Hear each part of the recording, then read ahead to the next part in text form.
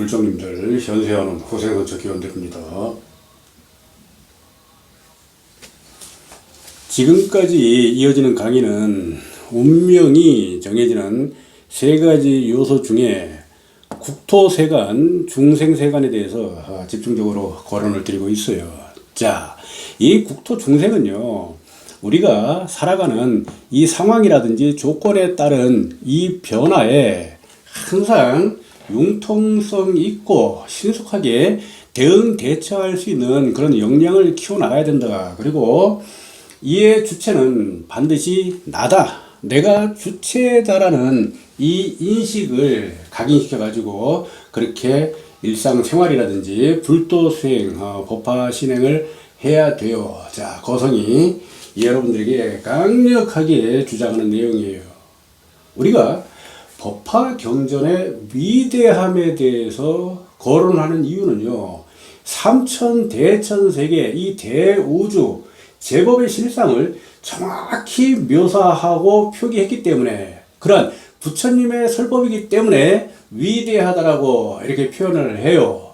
자, 이 제법의 실상은요, 우리 사바세계 지구 외의 그러한 10법계의 세계, 이 범천의 세계에 대해서 정확히 묘사를 하고 그 부분에 대해서 기술을 한 우리 부처님의 설법의 내용이에요. 해서 그 맥락, 화성 6품을 바탕으로 해가지고 지금껏 강의가 쭉 이어지고 있는데, 우리 인류의 역사는요, 여지껏 이렇게 유지가 되어 오고 진행이 되어 오면서 과학이라는 그 논리를 대두시켜요. 이 과학의 논리는요, 절대적이었어요. 역사에 의하면은. 그리고 그 논리에 의해서 우리의 의식이라든지 행동이 지배되어 왔다. 그러나 이 논리는요, 시대의 발전이나 변천에 따라서 오늘날까지 유지되고 존속되는 부분도 있어요. 하지만은 그 논리 자체가 붕괴되고 소멸이 되어가지고 더 이상 역사의 측면에 대입하기가 상당히 민망한 부분도 많이 있어요. 그렇기 때문에 역사에서 망각되고 잊혀지는 이 과학의 주장, 논리가 부지기수야. 언제 이러한 논리가 존재했었지?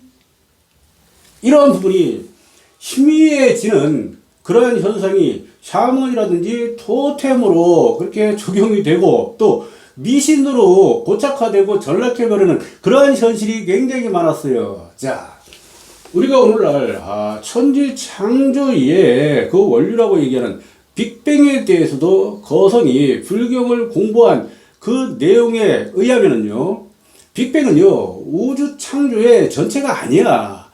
이 대우주 삼천대천세계가 만들어지는 일부분의 현상에 지나지 않아요.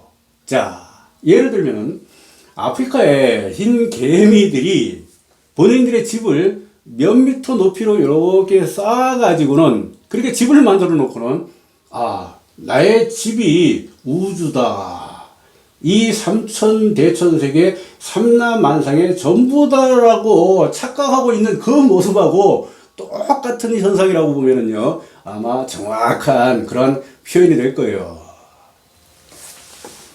불교는요, 지금으로부터 2600년 전에 석가모니 부처님의 말씀을 집대성한 문헌이에요. 그리고 이 불경 문헌이 오늘날이 됐든지 또는 미래의 인류 사회가 됐든지 간에 실증적이고 실체적으로 적용되는 이 제법의 실상 현실이기에 우리는 이 법화 경문의 위대함을 주창을 하는 거고, 그리고 거성이 여기까지 강변을 드린 내용이 있어요. 종교는요, 반드시 과학을 리드해야 된다라는 그 개념. 자, 이 개념에 비춰봤을 때 우리 불교는요, 현실 세계와 다가올 미래 세계의 완벽한 지침서다. 어떻게 인류가 생존을 해나가고 어떻게 인간이 살아나가야 되는지에 대한 그 방향을 정확하게 제시한 지침서이며, 또 앞으로 우리 인류의 미래가 어떻게 전개될 것이라는 부분에 대한 완벽한 미래 예언서이다라고 거성은요 강변을 드리고 결론을 내려요. 우리의 국토세관, 중생세관, 현재 이 사바세계 지구에 인간이 살아나가는 가장 중요한 요소예요. 내가 발을 디디고 살아가는 이 현세의 실상이다, 현실이다.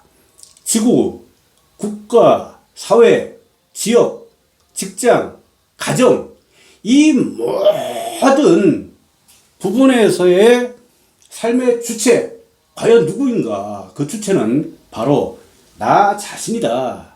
이 제법의 실상 중에서 가장 중요한 요소는 나 자신이라는 자각, 이 자체가 바로 불성을 깨닫는 가장 중요한 요소다. 부처님께서요, 천상천하 유아독존이다 라고 이렇게 말씀을 하셨어요. 이제는 그 의미를 거성이 한번 해석을 해 보는데요. 거성은요, 내가 수지하는 소위 경전이 법화경전이에요. 법화 삼부경을 바탕으로 해가지고 불도 수행, 법화 실행을 해 나가고 있는데, 팔만대장경이라든지 아함부터 열반까지 대두되는 무아라는 개념이 있어요. 아, 과연 이 무아는 무엇인가? 나라는 존재는 없는 것인가? 나를 말살시켜야 되는 그러한 의미인가? 라고 오해를 한단 말이야. 이 경문을 공부하는 사람들이 이 무아라는 천상천하 유아독존이라는 이 경구에 대해서 상당한 오역을 하고 착오를 일으키고 착각을 하고 있어요. 그러나 거성이 분석을 하고 이 불경을 파악해본 바에 의하면요, 이 무하라는 의미는 유아, 즉 나 자신의 중요성을 강조한 역설적인 표현이다.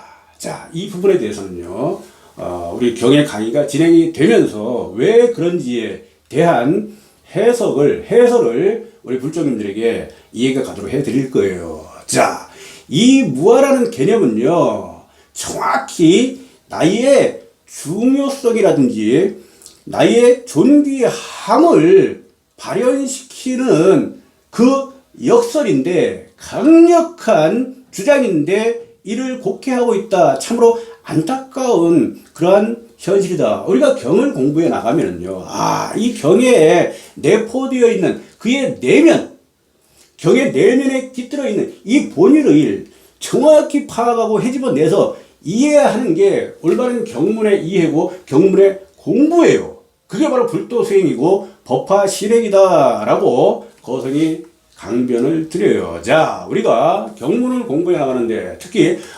묘법연화경에서 대단한 대표적인 경문의 오역과 오해를 발견할 수가 있어요. 묘법연화경 제23 야광보살 본사품이 있어요. 자, 이 내용은요, 야광보살이 전생 선세에 보살도를 닦아 나가는 그 과정을 묘사한 경문인데, 그 경문에 이런 표현이 등장을 해요. 소신공양, 분신공양.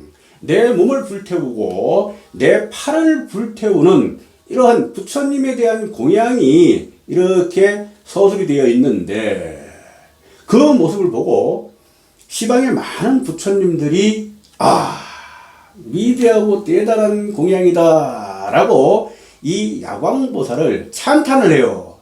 그러나 석가모니 부처님께서 그 와중에 일가를 하셔요. 무슨 얘기냐? 부처님에 대한 최상의 공양은 묘법연화경, 법화경을 수지하고 홍포, 즉 광선유포를 하는 것이 부처님에 대한 가장 수승한 공양이며 최고의 불도 수행이다. 자, 이렇게 일가를 하실 때 시방의 부처님들이 무곤을 하신다, 말을 못 하신다, 이런 내용이 우리 야광보살 본사품에 이렇게 묘사가 되어 있어요. 자, 그러나 이러한 취지의 내용이 야광보살 본사품에만 한정돼서 명시되어 있는 건 아니에요. 우리 묘법 연화경을 공부하다 보면은요, 각 품 요소에 이런 부처님의 정확한 의중과 가르침, 설법이 기술이 되어 있어요. 부처님에 대한, 아니면은 이 삼천대천세계 제법의 실상 가장 수승한 공양은 묘법 연화경을 이해하고 수지하고, 그리고 이 제법의 실상 묘법 연화경을 많은 중생들에게 홍포, 즉 광선유포하는 게 가장 최상승의 가장 수승한 공양이다 라고 이렇게 결론을 내려줘요. 자, 제가 간혹 타 종문을 접하면서 안타까운 부분이 있어요. 자, 이 종문에서도요, 우리 묘법 연화경을 이렇게 번역을 하고 또는 풀이 해석을 해가지고 간행을 하는 불사를 이루고 있는데, 그렇게 편찬된 경전의 말미에 이런 부분이 등장을 해요. 어느 중생이 누가 손가락을 태우고 발가락을 태웠다, 즉 소신공양을 했다라는 그러한 기록을 명기를 해놔요. 자, 이거는요, 이 묘법 연화경, 우리 불경에 대한 대단한 몰이해와 착각의 극치예요. 자, 부처님이 역설하신 내용은요, 손가락, 발가락, 네 몸뚱아리를 태우는 게 중요한 게 아니고 묘법 연화경 그 자체를 언급을 하신 건데, 이해의 착오가 있다 보니까 생손가락을 태우고 발가락을 태우는 그런 어리석음, 우치를 범하고 있다. 아, 너무 안타까워요.